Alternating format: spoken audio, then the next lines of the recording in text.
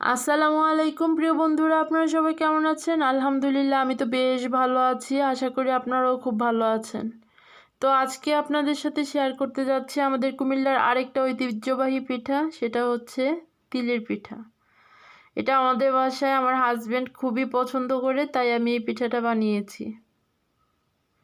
চলুন পিঠাটা তৈরি করতে যা যা লাগে আপনাদের সাথে শেয়ার করতেছি। যদি ভালো লাগে অবশ্যই আপনারা ট্রাই করবেন। প্রথমে লাগবে আমার গুড়, আর আমি এখানে নিয়েছি খেজুরের ঝুলা গুড় আর হচ্ছে 1 পিস গুড় মিলিয়ে আমি এটা নিয়েছি আমি তিল, আর তিলটা নিয়েছিলাম কালো তিল, সেটা আমি ভেজে চামড়া ফেলে এরকম পরিষ্কার করে নিয়েছি।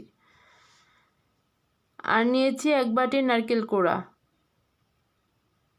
নিয়েছি এখানে 1/2 কেজি চালের গুঁড়া।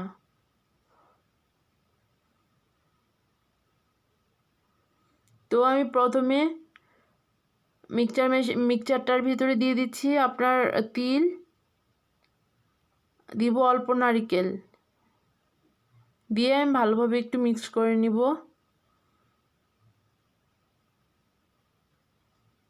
তো হয়ে গেছে আমার মিক্সড। আমি এটাতে নারকেলটা দিয়ে দিব আর গুড়টা দিয়ে রেখে দিব।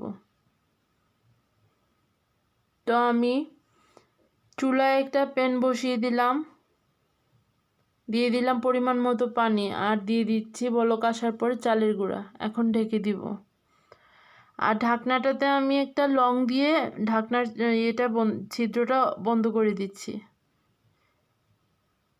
এই তো আমার আটাটা খুব ভালো সিদ্ধ হয়েছে।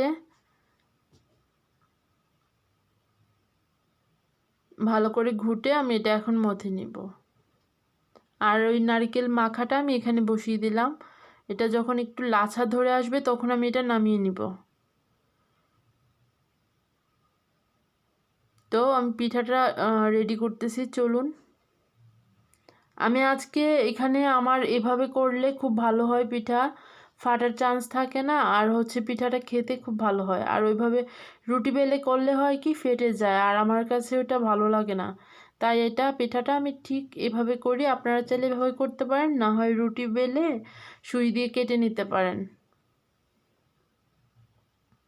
তো একের পর এক আমি সবগুলো পিঠা তৈরি করে নিচ্ছি। এই তো আমার পিঠাগুলো হয়ে গেছে। আপনারা বাসায় প্লিজ একবার হলেও ট্রাই করবেন, খেতে অসাধারণ হয়। তো আমি প্যান বসিয়ে দিলাম এবং প্যানে শুকনোভাবে পিঠাগুলো আমি ছেঁকে নিব। তাই সব একের পর এক পিঠেগুলো দিয়ে আমি ফ্রাই প্যানের ঢাকনা দিয়ে ঢেকে দিলাম।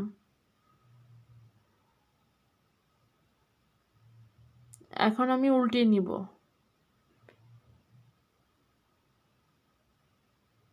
এরকমভাবে আমি পিঠেগুলো একটু ভেজে নিব। আমার পিঠাটা ভাজা হয়ে গেছে, এখন আমি এটা সার্ভ করব।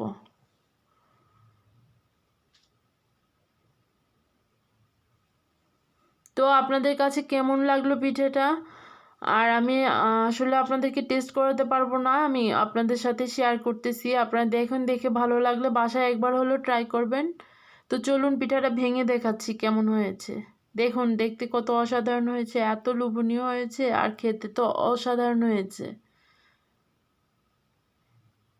তো আপনারা বাসায় একবার হলেও ট্রাই করবেন, আমার পাশে থাকবেন, আমাকে কমেন্টের মাধ্যমে জানাবেন কেমন হয়েছে। আল্লাহ হাফেজ।